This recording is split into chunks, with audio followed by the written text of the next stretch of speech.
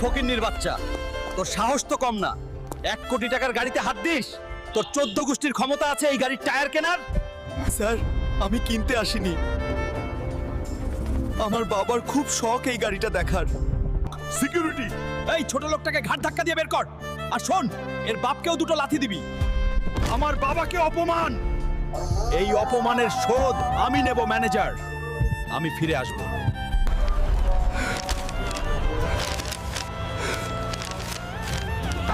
তুপুরি জঙ্গল থেকে যে নীলমণি আনতে পারবে তাকে 20 কোটি টাকা পুরস্কার দেওয়া হবে। 20 কোটি টাকা? এই টাকা দিয়ে আমি ওই শোরুমটাই কিনে নেব। কিন্তু ওই জঙ্গলে তো আজ পর্যন্ত কেউ ফিরে আসেনি। বাবার অপমানের প্রতিশোধ নিতে আমি জমের দুয়ারেও যেতে রাজি।